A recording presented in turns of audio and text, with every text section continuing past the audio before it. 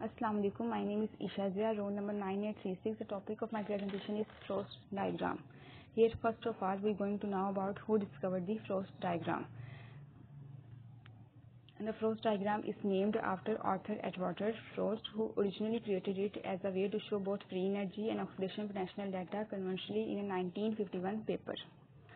Arthur एडवर्टर जिसने ये frost diagram explain की थी, प्रेजेंट की थी, उसने शो करवाया था relationship between the Griffith free energy and the oxidation potential data in 1951. He explained the Frost diagram. He gave the explanation about the Frost diagram and the relation between the drift free energy and the oxidation potential data. The next slide also show the explanation of Frost diagram. This diagram explains the stability of oxidation state of an element. Which species of element is stable than other. एक element है, for example हम an element लेते हैं या कोई भी और element ले लेते हैं, उसकी बहुत ज़्यादा स्पीशीज होती हैं, 2, 3, 4, 5. इन स्पीशीज में से सबसे ज़्यादा स्टेबल स्पीशीज जो है, इन स्पीशीज में से कौन सी स्पीशीज जो है सबसे ज़्यादा स्टेबल है, ये किसकी ऑक्सीडेशन स्टेट सबसे ज़्यादा है और कौन सबसे ज़्यादा स्टेबल है और कौन लेस स्टेबल है, ये फ्रोस्ट डायग्राम हमें एक्सप्लेन करती है. Basically, it gives graphical representation which derive between the Wood equivalent values and E naught and the oxidation state. अब the question is that what is would equivalent value. हम आगे explain करेंगे would equivalent value क्या होता है, ये N E not relationship क्या होता है. Now here we see what is Frost diagram. A Frost diagram और Frost Ebsworth diagram is a type of graph. Frost diagram को हम फ्रोस्ट एप्सवोर्ड भी कह सकते हैं. Basically used by inorganic chemistry in electrochemistry to illustrate the relative stability of a number of different oxidation state of a particular substance. मतलब ये किसी भी पार्टिकुलर सब्सटेंस को लेकर उसकी स्टेबिलिटी ऑफ ऑक्सीडेशन स्टेट को ग्राफ के जरिए रिप्रेजेंट करना, उसको फ्रोस्ट डायग्राम कहते हैं.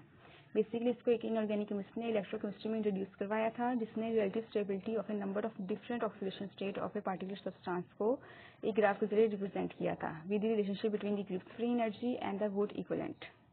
The graph illustrates the free energy versus oxidation state of a chemical species. Now, what is Gibbs free energy? The formula used in Gibbs free energy is delta G naught is equal to minus n E naught F. This is Gibbs free energy.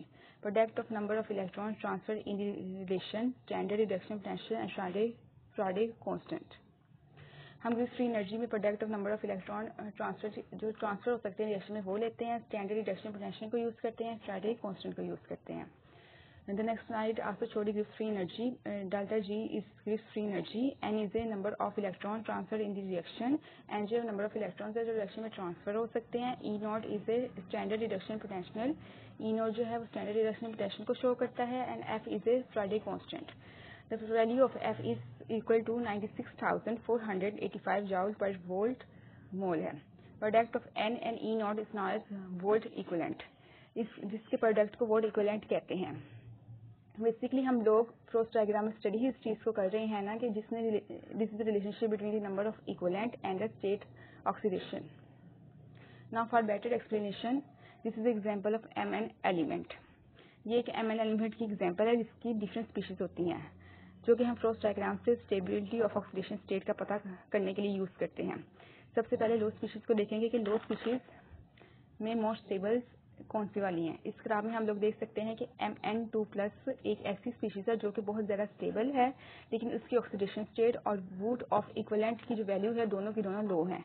जैसे से हम graph में upright की तरफ जाएंगे, oxidation state बढ़ती जाएगी लेकिन स्टेबिलिटी फैक्टर कम होता जाएगा. इसी तरह और ऑक्सीडेशन स्टेट भी बढ़ती जाएगी. इसके बाद इसी तरह हम अपराइट पोजीशन में देखेंगे कि वहाँ पे एक स्पीशीज़ है MnO4- जिसकी ऑक्सीडेशन स्टेट बढ़ती जा रही है. MnO4- खुद को रिड्यूस कर लेता है और दूसरे एलिमेंट को ऑक्सीडाइज कर लेता है. Here we see the Y axis we take volt equivalent and X axis we take oxidation state. Mn2+ जो है वो रिड्यूस्ड करता है अपने आप को और MnO4- जो है वो ऑक्सीडाइज कर लेता है अपने आप को. इसलिए Mn2+ जो है वो रिड्यूसिंग एजेंट है और MnO4- जो है वो ऑक्सीडेशन एजेंट है. Lower species are more stable than Mn2+. जो स्पीशीज होती हैं वो मोर स्टेबल होती है. Mn2+ से upper right species in diagram is strong oxidising agent. जो अपर राइट स्पीशीज है ना, जो अपर राइट में है स्पीशीज डायग्राम में, वो स्ट्रॉन्ग ऑक्सीडाइजिंग एजेंट होती हैं और जो upper side species are acting as a reducing agent. और अपर साइड स्पीशीज जो होते हैं वो एक्ट करते हैं रिड्यूसिंग एजेंट के तौर पे। मतलब इन दोनों में ये कि अपर राइट स्पीशीज जो है ना डायग्राम में वो स्ट्रॉन्ग ऑक्सीडाइजिंग एजेंट के तौर पे काम करती हैं और upper left side of species जो होती हैं वो एक्ट करती हैं रिड्यूसिंग एजेंट के तौर पे। The last slide show the factor affecting the oxidation state. pH is a factor that affects the oxidation state of an element।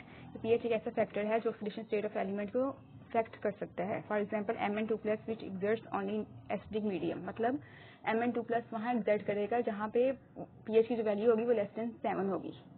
अगर pH की वैल्यू <7 होगी तो MH2+ जो है वो एक्सर्ट नहीं कर सकेगा। This is the end of my presentation. Thank you so much.